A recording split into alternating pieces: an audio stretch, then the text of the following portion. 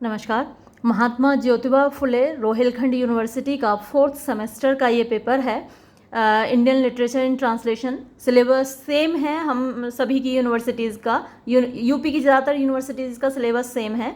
तो जिन लोगों का एग्ज़ाम नहीं हुआ है उनके लिए बहुत ज़्यादा इम्पोर्टेंट है, और जिनका हो चुका है वो अपना चेक कर लें, क्योंकि क्वेश्चंस आप देखेंगे। इससे पहले मैंने माँ शाकुंभरी देवी यूनिवर्सिटी का पेपर अपलोड किया था, तो बहुत सारे क्वेश्चंस मिलते जुलते हैं। देखिए पहला क्वेश्चन देखिए, the process of converting an original or source text into a text of another language is called.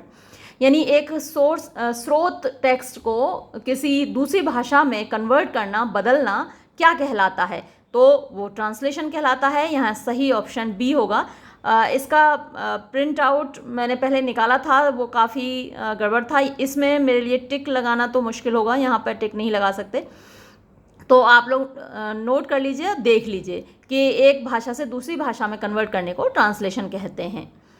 फिर देखिए question number second, the translation within the same language is known as. यानी एक ही भाषा में जो translation होता है ना, जैसे हिंदी ही है तो हिंदी की बहुत सारी लोकल लैंग्वेजेस होती हैं जिन्हें बोलियां बोला जाता है। जैसे ब्रज भाषा है, तो ब्रज भाषा में जब हम कहते हैं कि तू का कर रहा है, तो इसको जब हम स्टैंडर्ड हिंदी में ट्रांसलेट करते हैं तो हम कहते हैं कि तुम क्या कर रहे हो। तो सेम लैंग्वेज में ट्रांसलेशन करने को हम क्या बोलते हैं? इंट्रालिंगुअल। और एक लैंग्वेज से दूसरी लैंग्वेज में ट्रांसलेट करने को इंटरलिंगुअल बोलते हैं। तो इसका जो जवाब होगा वो सी होगा, इंट्रालिंगुअल। अब जो फोर्थ, इसके बाद थर्ड क्वेश्चन देखिए। थर्ड क्वेश्चन पूछ रहा है, translation from one language to another is called. यानी एक भाषा से दूसरी भाषा में जो ट्रांसलेशन है वो क्या कहलाता है? इंटरलिंगुअल कहलाता है। यानी ऊपर जो सेकंड क्वेश्चन था उसका जस्ट ये उल्टा है। सेकंड क्वेश्चन पूछा था कि एक ही भाषा में ट्रांसलेट करना वो इंट्रालिंगुअल कहलाता है, और एक भाषा से दूसरी भाषा में ट्रांसलेट करना इंटरलिंगुअल। यानी कि यहाँ जो जवाब होगा वो डी होगा, इंटरलिंगुअल। क्वेश्चन नंबर 4 देखिए। अब ये क्वेश्चन नंबर 4 क्या पूछ रहा है? Translating a text word by word and line by line from one language to another is called. यानी शब्दशः लाइन बाय लाइन एक भाषा से दूसरी भाषा में ट्रांसलेट करने को हम लोग क्या बोलते हैं? मेटाफ्रेज बोलते हैं। तो यहाँ सही जवाब सी होगा।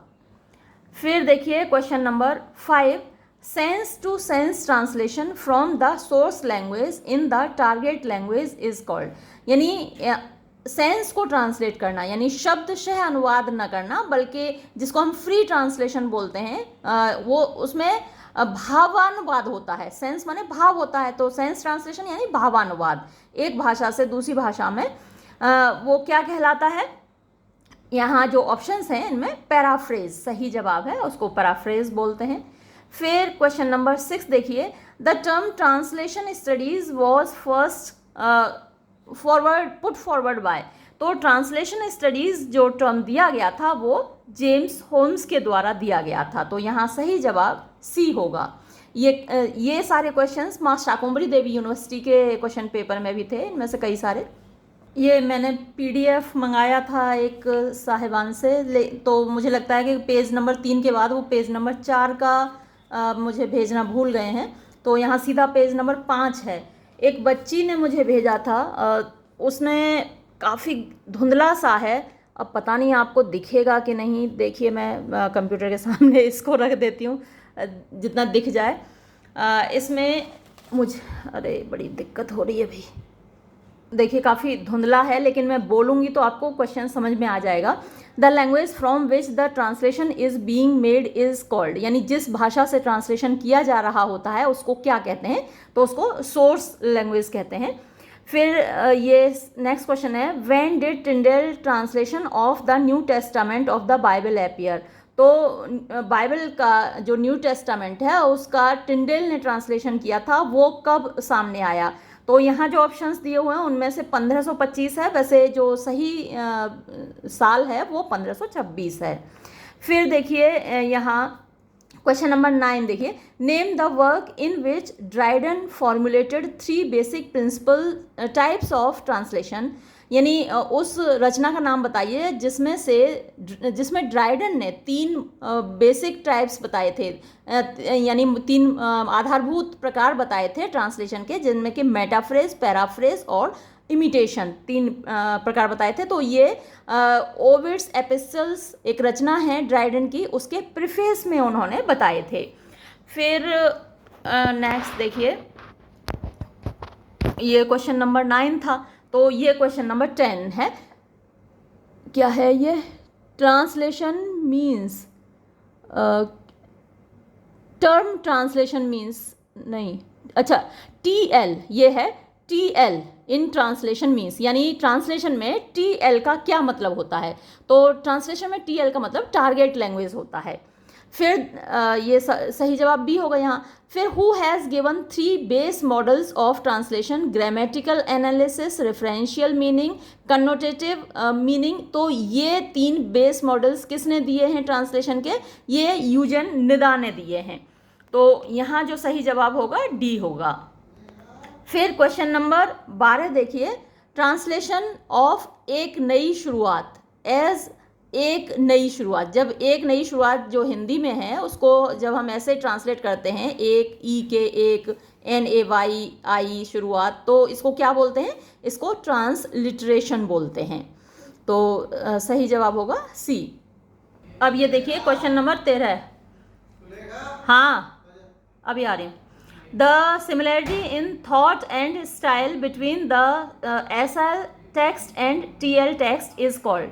तो जो सिमिलरिटी होती है थॉट माने विचारों में, एंड स्टाइल माने शैली में, बिटवीन द SL का मतलब सोर्स लैंग्वेज टेक्स्ट और TL का मतलब target language text is called. तो सिमिलरिटी को क्या कहा जाता है? तो जो ऑप्शंस हैं उनमें से उस सिमिलरिटी को इक्विवेलेंस कहा जाएगा। ठीक है, फिर नेक्स्ट देखिए question number 14। An interpretation of verbal signs by means of some other language is called. तो जो इंटरप्रिटेशन होता है वर्बल साइंस का, यानी जो लिखे जा रहे हैं, जो उन संकेतों का किसी दूसरी भाषा के द्वारा, तो उसको क्या बोलते हैं? इसका सही जवाब होगा इंटरलिंगुअल ट्रांसलेशन। यानी एक भाषा से दूसरी भाषा में जब हम ट्रांसलेशन करते हैं तो वो इंटरलिंगुअल, ये पहले भी आ चुका है इंटरलिंगुअल। तो जो लिखे हुए संकेत हैं उनका दूसरी भाषा में इंटरप्रिटेशन करना इंटरलिंगुअल ट्रांसलेशन कहलाएगा। फिर देखिए, वैसे पहले मुझे लग रहा था कि इसका इंटरसीमियोटिक होगा, लेकिन इंटरसीमियोटिक का आगे आ रहा है, ये इंटरसीमियोटिक नहीं होगा।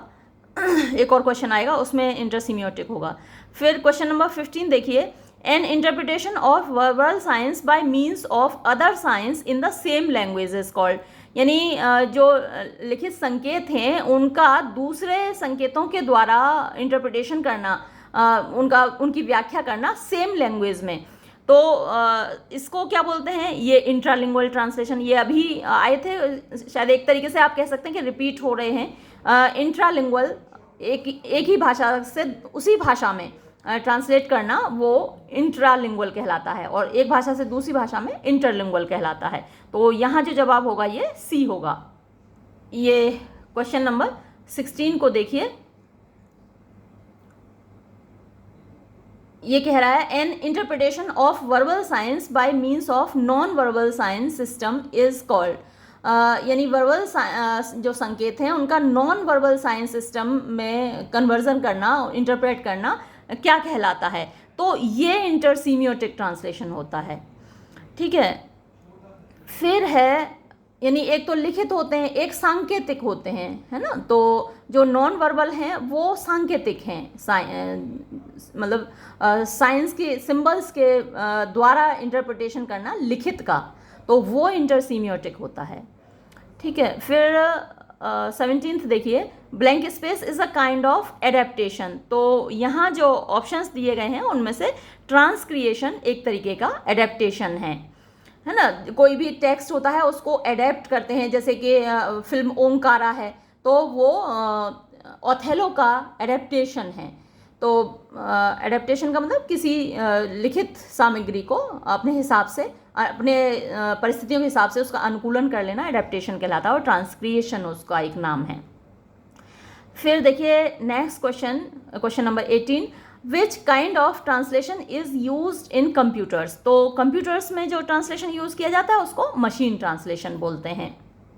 क्वेश्चन नंबर 19 देखिए, फ्री ट्रांसलेशन आर। तो जो फ्री ट्रांसलेशन होते हैं, फ्री का मतलब ही आज़ाद है, तो आज़ाद का मतलब देखिए रेस्ट्रिक्टेड माने बंधा हुआ, बाउंडेड माने भी बंधा हुआ, रैंक बाउंड माने वही बंधा हुआ, तो एक ही ऑप्शन है इसमें अनबाउंडेड, जिसका मतलब है कि वो आज़ाद है। तो यहाँ जो ऑप्शन होगा वो सी होगा, अनबाउंडेड।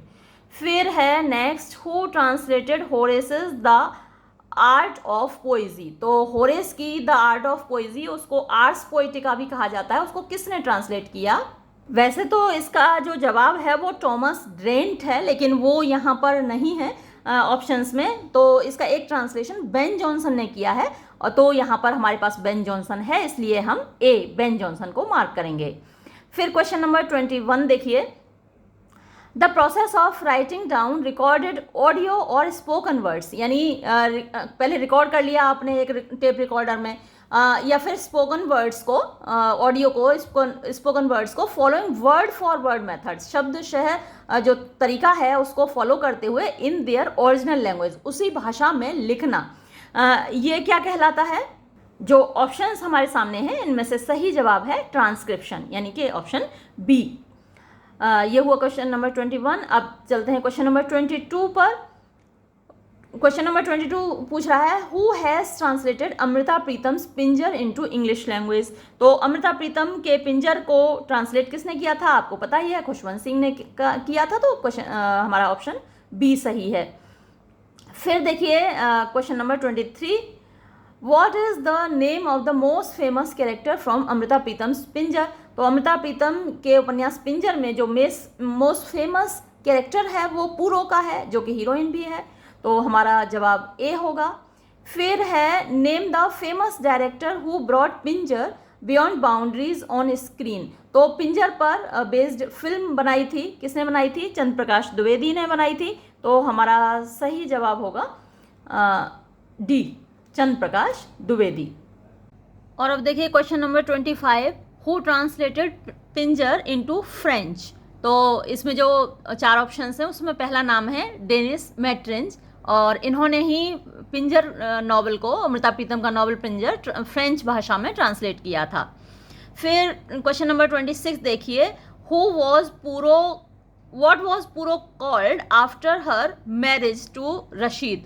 रशीद से शादी के बाद पूरो को क्या कहकर पुकारा जाता था, तो सही ऑप्शन है ए, हमीदा।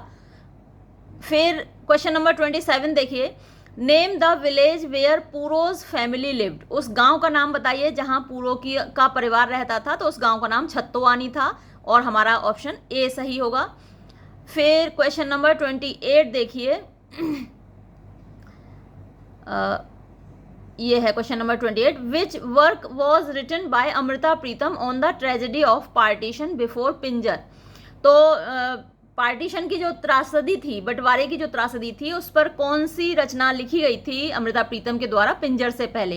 तो ये जो पहला है ऑप्शन ए, अज अखां वारिस शाहनू, तो ये रचना है जो उससे पहले लिखी गई थी, और ये बहुत फेमस हुई। वारिस शाह से वो पूछती हैं कि एक हीर मरी थी, तो तुमने एक इतनी कविता लिखी, तुम इतना रोए, और आज इतनी हीरें मर रही हैं, आज इतनी लड़कियां मर रही हैं, और आज तुम कहाँ हो, आज तुम मतलब फिर से उनके लिए आंसू बहाओ और उनके लिए कविताएं लिखो। फिर क्वेश्चन नंबर 29 है, name the young man to whom Puro was बिट्रोथड। यानी उस युवक का नाम बताइए जिससे पूरो की सगाई हुई थी। तो इसमें जो ऑप्शंस हैं उनमें से ए ऑप्शन सही है, रामचंद्र से पूरो की सगाई हुई थी। फिर क्वेश्चन नंबर 30 देखिए, what does the word Pinjar mean. Pinjar शब्द का क्या मतलब होता है। पिंजर का मतलब स्केलेटन होता है, जो हमारी हड्डियों का ढांचा होता है उसको स्केलेटन बोलते हैं, और ये ए ऑप्शन यहाँ पर सही है। अब चलते हैं क्वेश्चन नंबर 31 की ओर।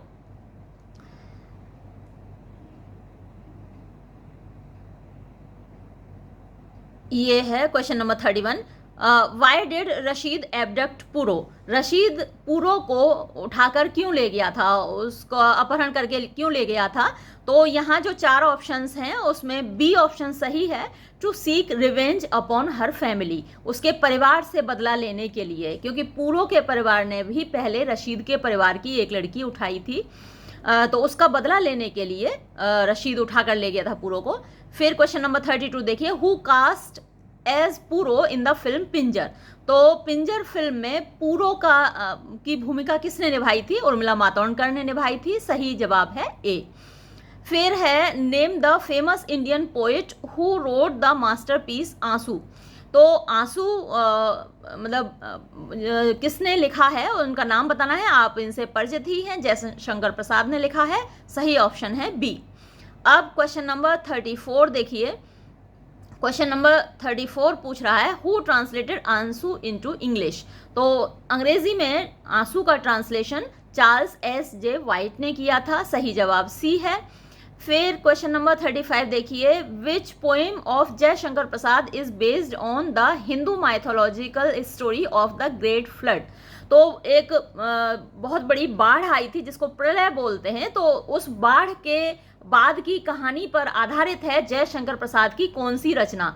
तो जो ऑप्शंस आपके सामने दिए हुए हैं इनमें से सही जवाब है बी, कामायनी।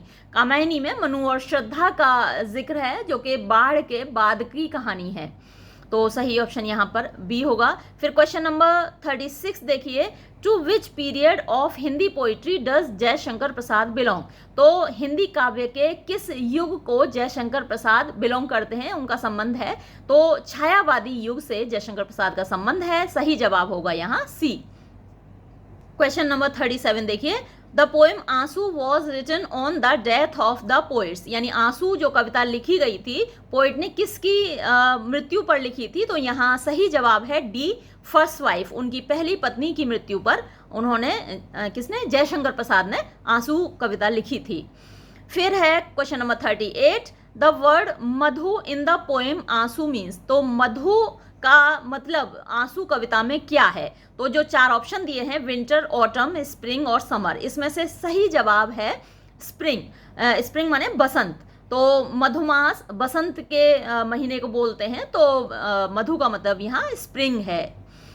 फिर देखिए, the leaves of the tree and the sweet birds were moving the branches embracing, तो अब यहाँ पर what word is used by Prasad for embracing in his Hindi poem, तो एम्ब्रेसिंग के लिए हिंदी में उन्होंने क्या शब्द प्रयोग किए हैं। देखिए ये बड़े टफ सवाल हैं और इनको आप तब हल कर पाएंगे, ऐसे सवाल आपसे भी पूछे जा सकते हैं जहाँ जहाँ अभी एग्जाम नहीं हुआ है।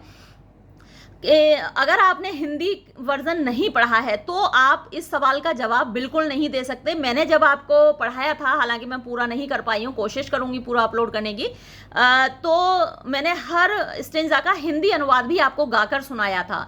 तो अगर आपने वो सुना है हिंदी अनुवाद जो मैंने गाकर सुनाया था, तभी आप इसका जवाब दे पाएंगे। इसलिए मैं आपसे हमेशा कहती हूँ कि जितने वीडियो मैं अपलोड करूँ उतने कम से कम आप देख लिया करिए एक बार।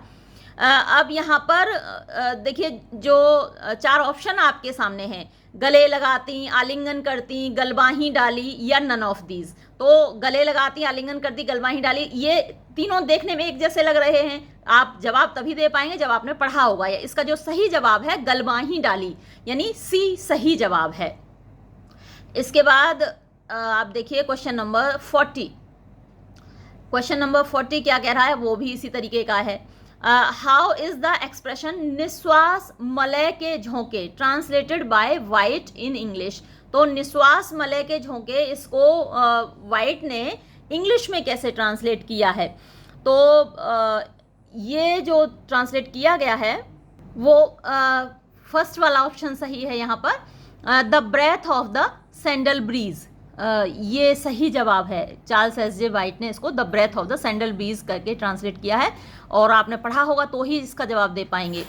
फिर क्वेश्चन नंबर 41 देखिए, what figure of speech is use in the Hamlet of memories. तो हेमलेट ऑफ मेमोरीज जब मैंने आपको पढ़ाया था आंसू, तब मैंने आपको बताया था कि बस गई एक बस्ती है, मतलब यादों की एक बस्ती बस गई है उनके मन में, हृदय में, जयशंकर प्रसाद के में। तो हेमलेट माने बस्ती यानी गांव, ऑफ मेमोरीज यादों का। तो ये जो फिगर ऑफ स्पीच है ये मेटाफर है, गांव यादों की बस्ती यानी मेटाफर। तो बी सही जवाब है।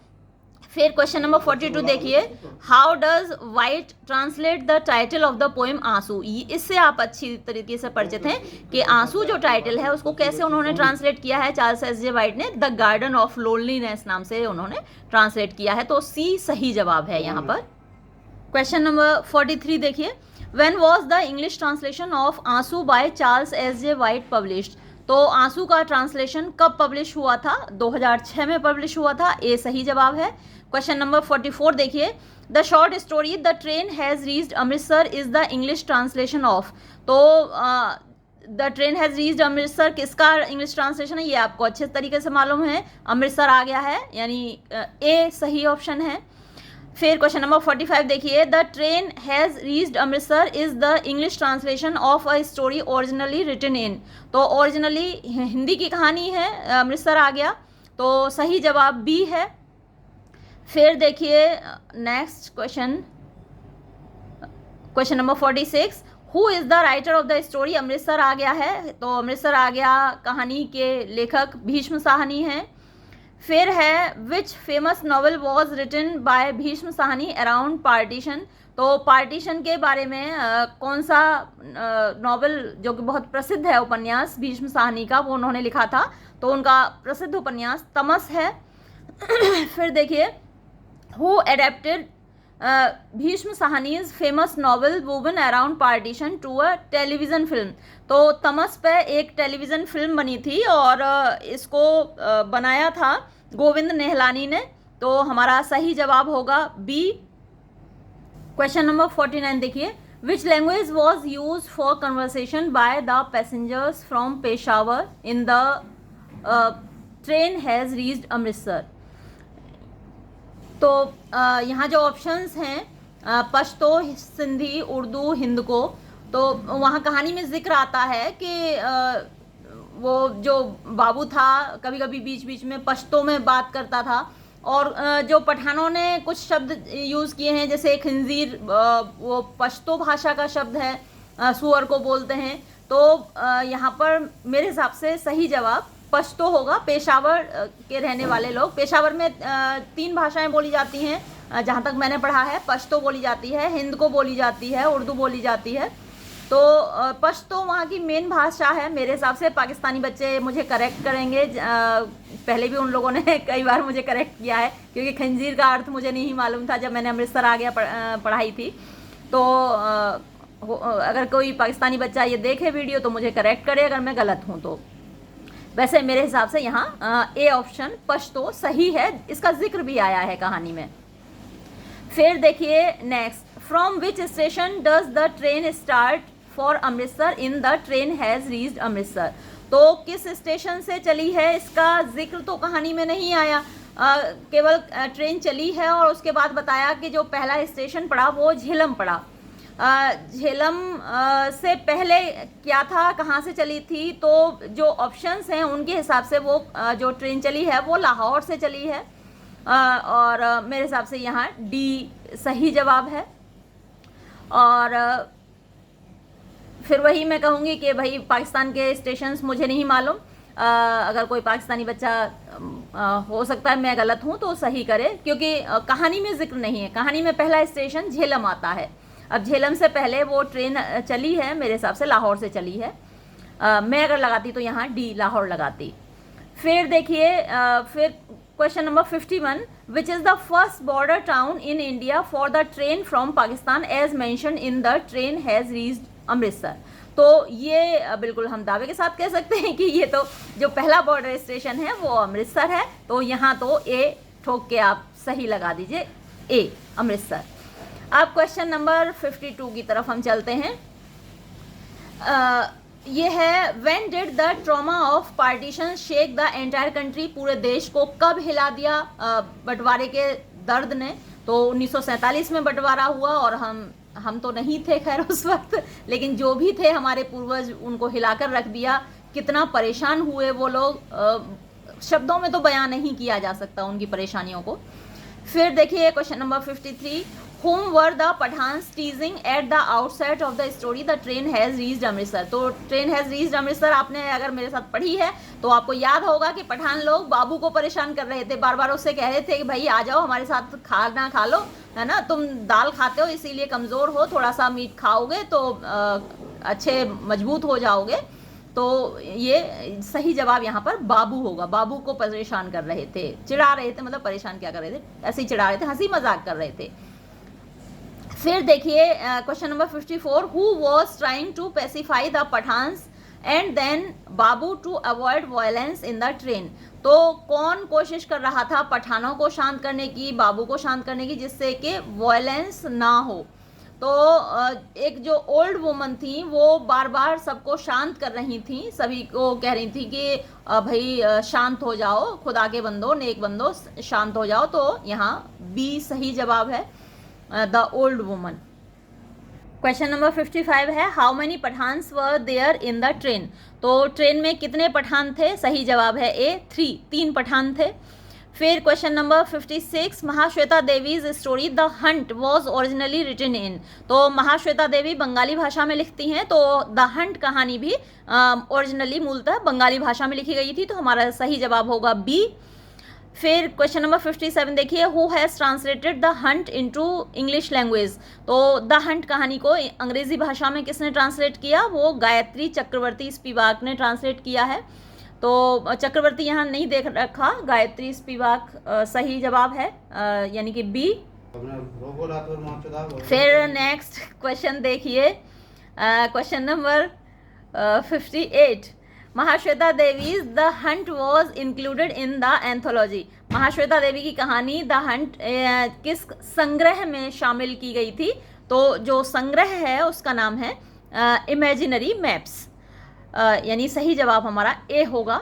फिर देखिए द हंट डेलिनेट्स, डेलिनेट का मतलब होता है वर्णन करना। तो द हंट कहानी वर्णन करती है द लाइव्स ऑफ द, किसके जीवन का वर्णन करती है। तो यहाँ जो ऑप्शंस दे रखे हैं उनमें से सही जवाब बी है, ट्राइबल्स, यानी आदिवासी लोगों के जीवन का वर्णन करती है।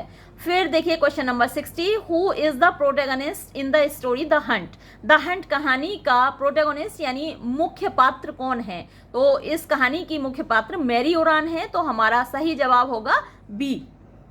क्वेश्चन नंबर 61 देखिए, in which local market does Mary carry on her business. तो किस लोकल मार्केट में, लोकल यानी अपने पास का होता है, हिंदी में उसको स्थानीय बोलते हैं। तो कौन से स्थानीय मार्केट में मैरी अपना बिजनेस करती है। तो जो ऑप्शंस दे रखे हैं वो टोहरी है, सही जवाब ए है। फिर देखिए question number 62, which tribe is chiefly described in the story the hunt. तो द हंट कहानी में किस जनजाति का वर्णन किया गया है। तो जो ऑप्शंस हैं उनमें से सही जवाब है सी, ओरान जनजाति को दिखाया गया है। फिर देखिए next, to whom does Mary plan to marry in the story the hunt. तो द हंट कहानी में मैरी की योजना किससे शादी करने की है। तो जो सही ऑप्शन है इसमें से जालिम, यानी कि सी सही जवाब है, जालिम से वो शादी करना चाहती है। फिर क्वेश्चन नंबर 64 पे चलते हैं हम लोग। Question number 64, who tries to take advantage of Mary in the story the hunt. The hunt कहानी में कौन मैरी का फ़ायदा उठाना चाहता है। कहानी ज़रूर पढ़ लीजिएगा, मैंने आपके लिए अपलोड की हुई है जिन लोगों का एग्ज़ाम अभी नहीं हुआ है, क्योंकि आप ये फैक्ट्स याद नहीं रख पाएंगे बिना कहानी पढ़े। तो इस कहानी में मैरी का फ़ायदा उठाने की कोशिश कौन करता है, कलेक्टर सिंह करता है, द ब्रोकर, जो बिचौलिया है। और आपने अगर कहानी पढ़ी है तो आपको उसका डायलॉग याद होगा, वो उससे कहता है तुम तो बिल्कुल हेमा मालिनी जैसी दिखती हो, you look like Hema Malini, उसमें डायलॉग आया है। तो इसका नाम याद रखिएगा, बहुत इंपॉर्टेंट क्वेश्चन है, कलेक्टर सिंह। फिर देखिए next question, which fruit is described as cash fruit in the story the hunt. तो कुछ कैश क्रॉप्स होती हैं। तो यहाँ पर इस कहानी में कौन सा कैश फ्रूट दिखाया गया है? तो महुआ जो फल है वो यहाँ पर कैश फ्रूट दिखाया गया है। तो सही जवाब हमारा बी होगा, महुआ। फिर देखिए नेक्स्ट क्वेश्चन है, what is the hunt as described in the story the hunt. तो द हंट यानी शिकार क्या है इस कहानी में? तो जो 4 ऑप्शन हैं, spring festival, a kind of game, summer holiday, none of these, तो इसमें से सही जवाब होगा ए काइंड ऑफ गेम। तो वो लोग एक खेल खेलती हैं, महिलाएं शिकार पर निकलती हैं, तो महिलाओं के लिए एक खेल है वो। तो यहाँ पर स्प्रिंग फेस्टिवल नहीं आएगा क्योंकि फेस्टिवल का नाम तो जानी परब है और जानी परब यहाँ पे दे नहीं रखा। तो जो द हंट है, शिकार है, वो एक काइंड ऑफ गेम है। तो यहाँ सही जवाब बी ही होगा हमारा। क्वेश्चन नंबर 67 देखिए, फॉर हुम do भिकनी and Mary work in the story the hunt. The hunt कहानी में भिकनी और मैरी किसके लिए काम करती हैं? तो उसमें ये प्रसाद जी के लिए काम करती हैं। सही जवाब सी होगा, प्रसाद जी। फिर देखिए, Mary Oraon was a child of Bhikni and. तो मैरी ओरान भिकनी और किसकी बेटी थी? यानी भिकनी तो उसकी माँ थी, उसका बाप कौन था? वो डिक्सन सन, यानी बी सही जवाब है। डिक्सन का बेटा भिकनी मतलब मैरी ओरान का बाप था। फिर देखिए question number 69, who has written half way house. Half way house या आधे अधूरे किसने लिखा है? मोहन राकेश ने लिखा है। सही जवाब हमारा सी होगा। अब चलते हैं क्वेश्चन नंबर 70 की ओर। Half way house is the English adaptation of the play. तो हाफ वे हाउस किस नाटक का एडेप्टेशन है? आधे अधूरे का एडेप्टेशन है। तो सही जवाब ए होगा, हिंदी में उसका टाइटल आधे अधूरे है। फिर देखिए question number 71, in which language half way house is originally written. तो half way house originally Hindi भाषा में लिखा गया है। तो सही जवाब सी होगा। फिर question number 72, to which genre the of literature does half way house belong. तो लिटरेचर के किस जॉनरा को बिलोंग करता है half way house? Half way house एक नाटक है। तो इसमें हमारा जो सही जवाब होगा वो डी होगा, ड्रामा। अब देखिए question number 73, when was half way house written and published. तो हाफ वे हाउस कब लिखा गया था और कब प्रकाशित हुआ था? ये 1969 में प्रकाशित हुआ था। हाफ वे हाउस अच्छा, इसका एक टाइटल और था, द इनकम्प्लीट वंस, यानी आधे अधूरे, जैसे हिंदी में है तो उसको द इनकम्प्लीट वंस भी कहा जाता है। तो सही जवाब इसका बी होगा, 1969। फिर देखिए, the 3 parts in the play half way house. तो हाफ वे हाउस के जो 3 भाग हैं वो क्या क्या हैं? प्रोलॉग है, एक्ट 1 है, एक्ट 2 है। तो हमारा सही जवाब ए होगा। फिर क्वेश्चन नंबर 75 देखिए, how many roles does the man in black suit. तो जो एक आदमी है उसमें काला सूट पहने हुए, वो कितने रोल्स निभाता है? Appearing in the prologue of the half way house perform. तो प्रोलॉग में वो व्यक्ति सामने आता है काला सूट पहनकर, और वो कितनी भूमिकाएं निभाता है? तो जो ऑप्शंस है हमारे सामने 1, 4, 3, none.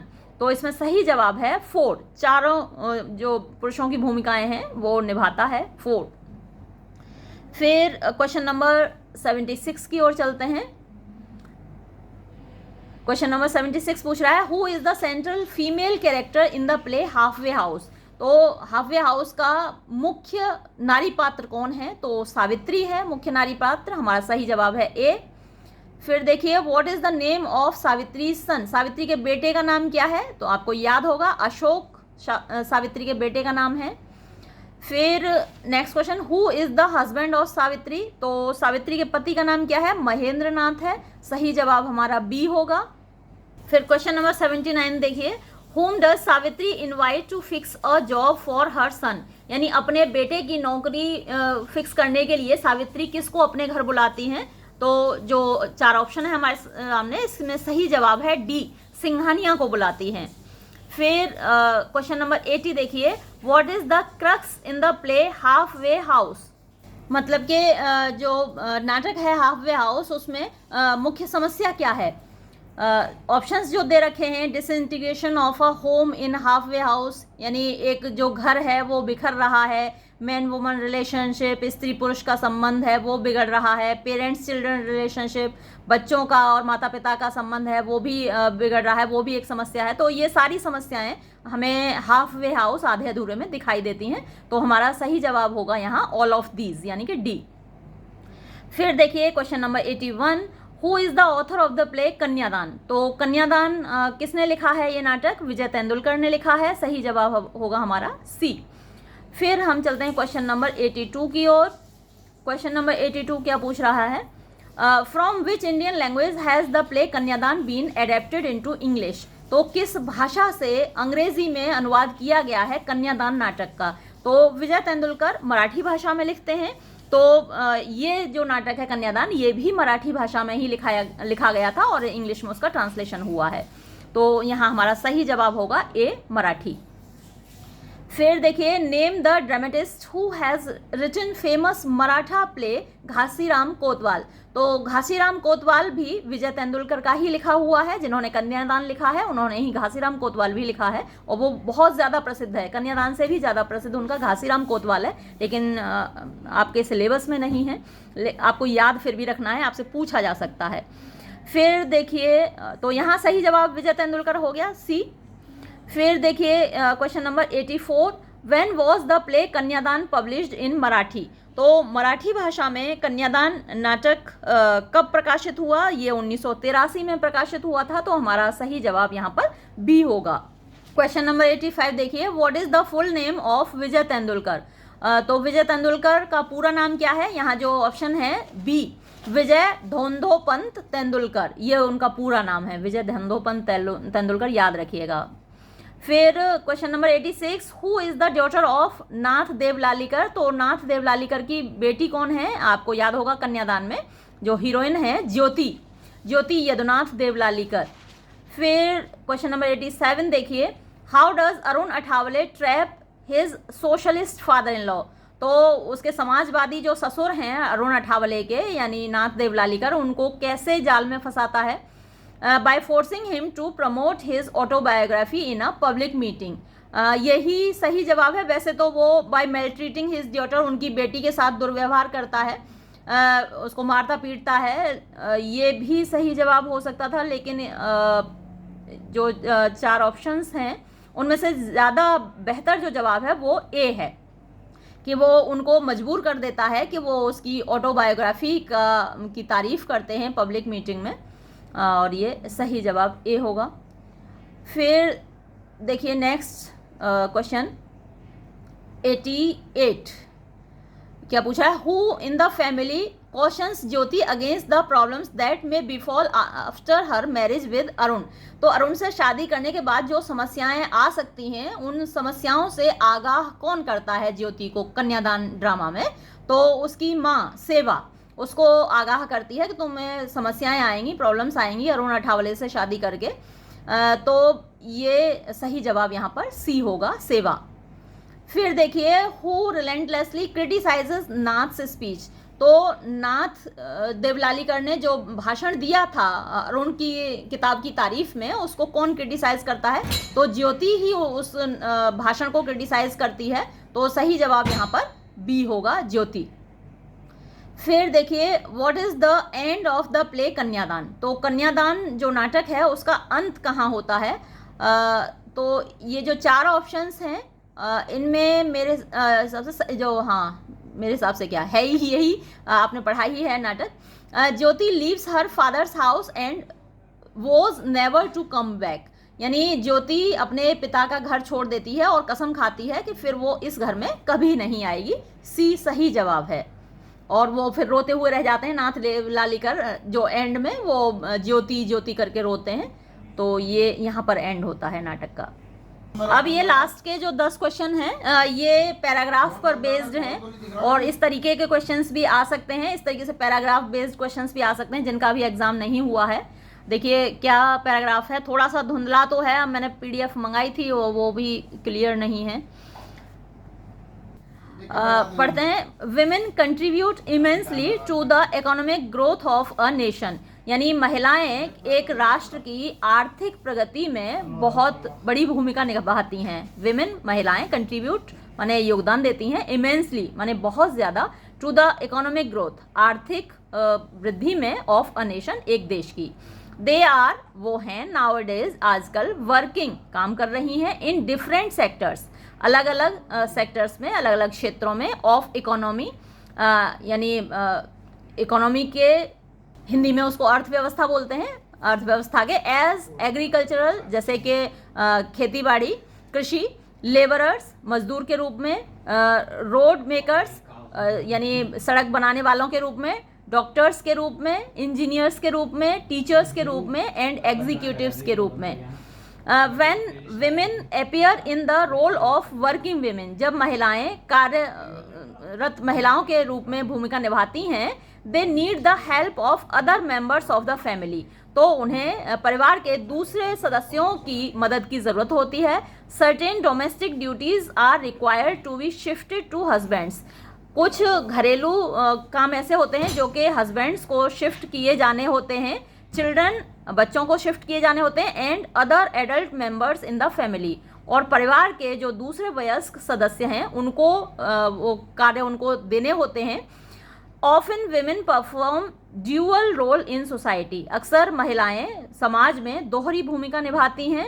If they are not working, अगर वो कार्यशील नहीं होती हैं, their contribution to the family remains largely invisible and undervalued, तो परिवार में जो उनका योगदान है वो बहुत ज़्यादा इनविजिबल रहता है यानी अदृश्य रहता है, लोग उसको पर ध्यान ही नहीं देते, देख ही नहीं पाते, एंड अंडर वैल्यूड, और उसका मूल्य कम आंका जाता है।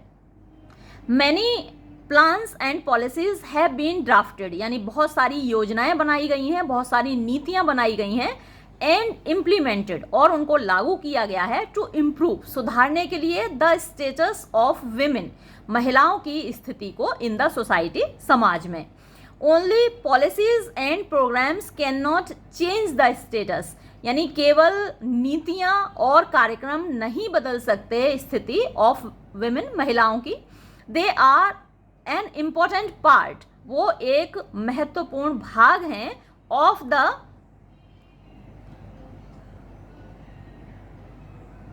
सोसाइटी, समाज का। Their aspirations and problems cannot be ignored, aspirations आकांक्षाएं इच्छाएं होती हैं, तो उनकी जो आकांक्षाएं हैं उनकी जो समस्याएं हैं उनको इग्नोर नहीं किया जा सकता यानी अनदेखा नहीं किया जा सकता। They should be given due respect and status in society, समाज में उनको उचित सम्मान और उनको स्टेटस मिलना चाहिए, जगह मिलनी चाहिए, स्थान मिलना चाहिए। They have hardly any participation in decision making, यानी निर्णय लेने में मुश्किल से ही उनकी कोई भूमिका होती है। Often they suffer because of negligence of their health, अक्सर अपने स्वास्थ्य की अनदेखी करके वो पीड़ित रहती हैं। They are victim of poor nutrition, वो पुअर न्यूट्रिशन यानी कि कुपोषण का शिकार वो होती हैं।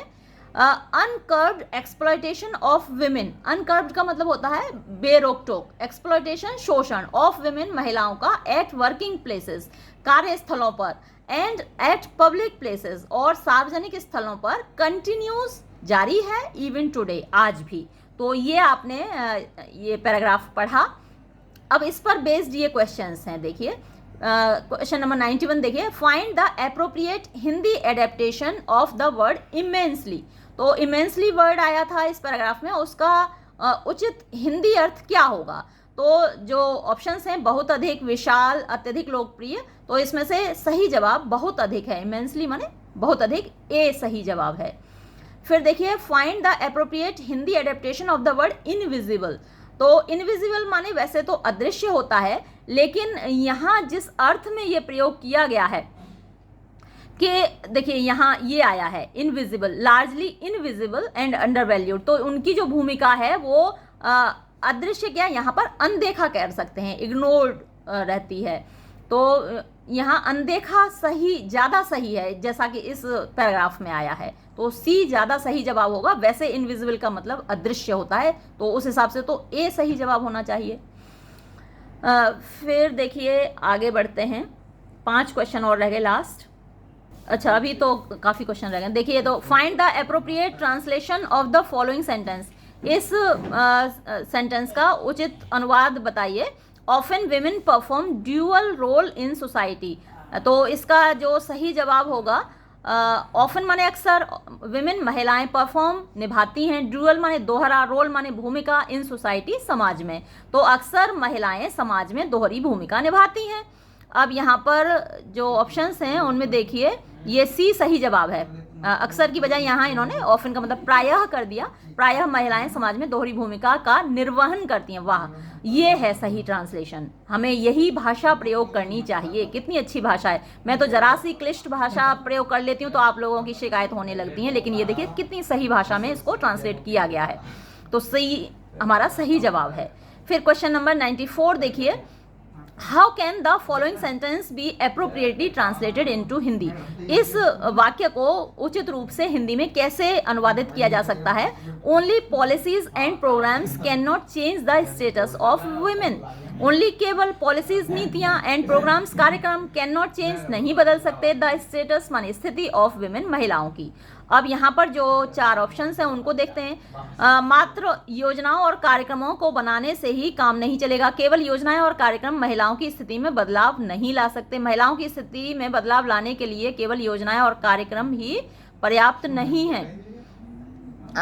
तो यहाँ जो सही अनुवाद है वो बी है, केवल योजनाएं और कार्यक्रम महिलाओं की स्थिति में बदलाव नहीं ला सकते। अब चलिए आगे बढ़ते हैं। Question number 95, what is the SL in the above passage. तो इस पैसेज में एसएल क्या है। एसएल माने सोर्स लैंग्वेज क्या है। तो अब ये पैसेज क्योंकि इंग्लिश में दे रखा है तो सोर्स लैंग्वेज यहाँ पर इंग्लिश हुई, और हमें हिंदी में ट्रांसलेट करना है तो टारगेट लैंग्वेज फिर हिंदी होगी। लेकिन हमसे टारगेट लैंग्वेज टीएल नहीं पूछा, एसएल पूछा है, तो इसका जवाब इंग्लिश होगा। अब ये देखिए, ये हिंदी में है। पर्यावरण के लिए पर्वतों, जंगलों और मरुस्थलों का भी महत्व है जिसे नकारा नहीं जा सकता। अरे भाई बातें थोड़ी कम कर लो। नकारा नहीं जा सकता। पर्वतों को काटने के दुष्परिणाम से कोई भी अपरिचित नहीं। जंगलों की कटाई से जंगली पशु निराश्रित हो रहे हैं। साथ ही पेड़ पौधे को काटने से पक्षी भी लुप्त हो रहे हैं। बर्फीले ग्लेशियर भी प्रदूषण के कारण दुष्प्रभावित हैं। हजारों साल पहले पशु पक्षियों के संरक्षण से पर्यावरण सुरक्षित रखा जाता था। कालांतर में इसी उपेक्षा के कारण नाना प्रकार के पशु और पक्षियों के महत्व को उपेक्षित कर दिया गया। परिणामतः पर्यावरण प्रदूषण की भयंकर समस्या ने जन्म लिया। पर्यावरणविदों ने इस पक्ष पर भी विशेष चिंता व्यक्त की है। वर्तमान में बाघ, हिरन आदि पशुओं तथा मोर, गिद्ध आदि पक्षियों के संरक्षण पर बल दिया जा रहा है। इनकी हत्या दंडनीय अपराध है। बढ़ता तापमान भी चिंता का विषय है। पशु पक्षियों के संरक्षण तथा तापमान नियंत्रण से इस समस्या का समाधान किया जा सकता है। प्रदूषण के दुष्प्रभाव को कम किया जा सकता है। जब प्रकृति के सभी मूलभूत तत्व संतुलित होंगे तभी इस विश्वव्यापी समस्या का समाधान संभव है। समस्त जीवधारियों का अस्तित्व सुरक्षित रहेगा तथा वे सुखद, शांत व स्वस्थ जीवन निर्वाह करेंगे। मानव एवं प्रकृति के अंतर संबंधों को दृष्टिगत करते हुए पर्यावरण के प्रति सजगता अतीव आवश्यक है। सुखद जीवन के लिए वैचारिक प्रदूषण से मुक्ति भी अपेक्षित है। अंधकार से प्रकाश की ओर गमन मानव की नियति है और परिवर्तन सृष्टि का विधान है। वाह, क्या पैसेज है।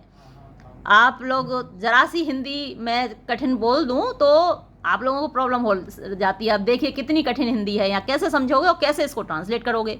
What is the English translation of the word मरुस्थलों। तो मरुस्थलों का अंग्रेजी में अनुवाद क्या होगा। प्लेटो नहीं होता, बैरन लैंड्स, डेजर्ट्स, ये सही अनुवाद है सी। वैसे तो बैरन लैंड्स भी होते हैं, बंजर जमीन, और मरुस्थल, लेकिन यहाँ मरुस्थल का सही अनुवाद डेजर्ट्स होगा। फिर क्वेश्चन नंबर 97 देखिए, the transliteration of Srishti will be. तो सृष्टि का ट्रांसलिटरेशन क्या होगा। ये जो सी है SRISHTI, ये ट्रांसलिटरेशन है। जो आप मैसेज करते हैं ना, SMS वाली जो भाषा है, व्हाट्सएप वाली जो भाषा आप यूज़ करते हैं, वो ट्रांसलिटरेशन कहलाती है। सृष्टि को आप SRISHTI कर दिया आपने। फिर 98 क्वेश्चन नंबर देखिए, what is the TL in the above passage. तो इस पैसेज में TL यानी कि टारगेट लैंग्वेज क्या है। अब ये जो पैसेज है ये हिंदी में दे रखा है, इसको हम इंग्लिश में ट्रांसलेट करेंगे तो इसकी SL हुई हिंदी और TL हुई इंग्लिश, यानी टारगेट लैंग्वेज इसकी इंग्लिश है और सोर्स लैंग्वेज इसकी हिंदी है। तो यहाँ हमारा सही जवाब क्या होगा, टारगेट लैंग्वेज इंग्लिश, बी सही जवाब होगा। फिर देखिए question number 99, find the appropriate English translation of the word अंतर संबंधों। तो अंतर संबंधों जो वर्ड यहाँ पर आया है उसका सही ट्रांसलेशन क्या होगा, इंटर रिलेशंस। इंटर रिलेशंस इसका सही जवाब है, यानी कि ए। और अंतिम क्वेश्चन देखिए, लास्ट क्वेश्चन, इनकी हत्या दंडनीय अपराध है। अब इस सेंटेंस को कैसे ट्रांसलेट किया जाएगा, their killing is a punishable crime, their murder needs to be punished. ये तो ये बाकी के तीनों गलत हैं। Killing them is punishable by law ये भी चल जाएगा, लेकिन जब हमारे पास बेहतर विकल्प उपलब्ध है तो बेहतर विकल्प ये है, their killing is a punishable crime, यानी ए सही जवाब है। और ये यहाँ पर क्वेश्चन पेपर ख़त्म हुआ। जिनका नहीं हुआ है वो मेरे वीडियोस ज़रूर देख लें। अगर जिन्होंने ये सारे वीडियो मेरे देखे होंगे, पूरी प्लेलिस्ट देखी होगी, वो इसमें बहुत अच्छा करके आए होंगे निस्संदेह। तो ये वीडियो मैं यहीं समाप्त करूँगी। धन्यवाद।